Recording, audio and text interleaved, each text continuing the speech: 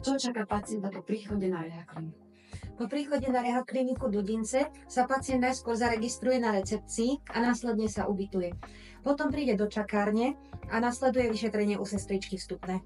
Čo obsahuje vstupné vyšetrenie u sestričky? Sestrička sa ho popýta na základné ochorenia, na ktorej sa lieči, zmeria alebo popýta sa na výšku, hmotnosť, zmeria mu krvný tlak a následne ho odošle do ambulancie lekára.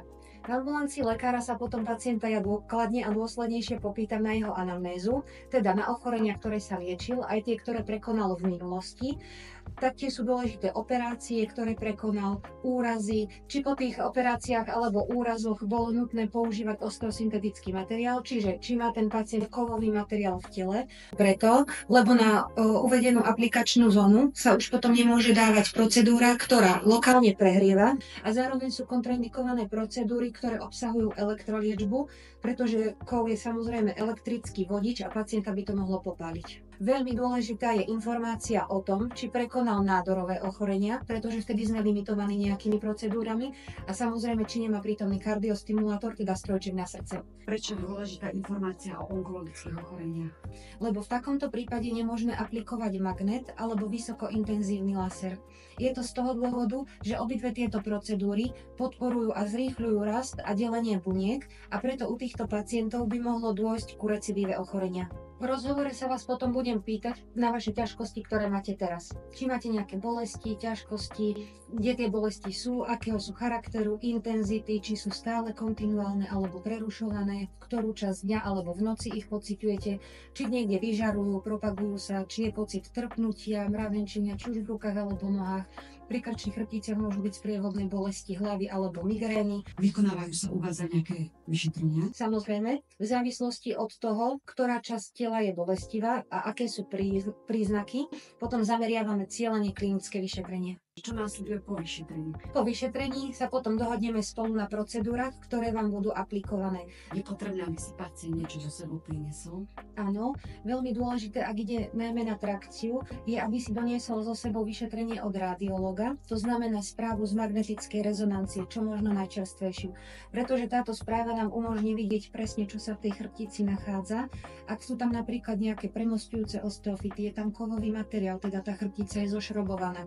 Ak sú tam napríklad rôzne metastázie, hemangiomy a podobne, je tam výrazná osteoporóza alebo niečo iné, čo by nám mohlo trakciu znemožniť, tak toto je najobjektívnejší spôsob, o aký sa vieme oprieť. Všetky procedúry, ktoré u nás na rehaklinike aplikujeme, sú bezpečné a pohodlné, ale len v prípade, ak máme všetky potrebné údaje o pacientovi. Ako sa postupuje v prípade, keď ma boli ramena? V prípade bolesti ramena alebo hornej končatiny sa postupuje tak, že sa vždy sleduje pohyblivosť jednotlivých kĺbov končatiny.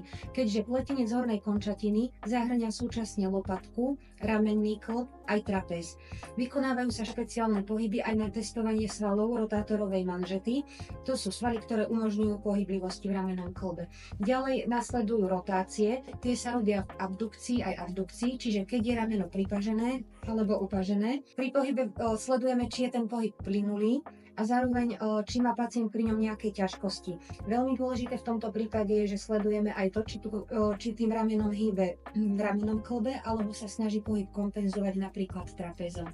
Ďalej nasleduje vyšetrenie pohmatom, či nie je to rameno citlivé na tlak, či nie je horúce, sleduje sa, či nie je červené, či by tam nemohol byť prítomný zápal napríklad. Potom ideme smerom dole k lakťu, opäť to isté, vyšetríme pohyby, aj rotácie, aj zohnutie a vystretie a potom nasleduje zápestie a prsty. Pri prstoch sa sleduje hlavne jemná motorika, či dokážete urobiť štipku, koliesko s každým prstom, sleduje sa stisk peste, či je symetrický alebo nie, takisto taktilná citlivosť, takže dotknem sa obidvoch vašich rúk a spýtam sa, či to cítite rovnako na obidvoch stranách. Ako sa postupuje v prípade, že ma bolia dolné končatiny? V prípade, že bolia dolné končatiny, je dôležité rozlíšiť, či je tá bolesť priamo z nejakého kĺbu periférneho alebo vystreluje od chrbtice. Ak ide z periférneho kĺbu, postupuje sa rovnako ako pri hornej končatine, pričom máme zase špecifické manévre, aby sme odlíšili jednotlivé ochorenia. Ak ide bolesť od chrbtice, tam už sa potom sleduje, či je panva a plecia v rovine, aspoň orientačne, symetria dĺžky končatín, potom, lebo ak je asymetria dĺžky končatín, môže to spôsobovať vznik ťažkostí pri prenášaní váhy tela. Potom sa vlastne zameriavame na hypertónus paravertebrálneho svalstva. To je svalstvo, ktoré sa nachádza okolo chrbtice. Ďalej máme zase určité príznaky, kedy pacient napríklad leží na lôžku a snažíme sa jednotlivými manévrami odlíšiť, či tie bolesti do dolnej končatiny idú z driekovej chrbtice alebo z bedrového kĺbu. Keďže drieková chrbtica vieme, že ide bokom končatiny, niekedy až dole po prsty.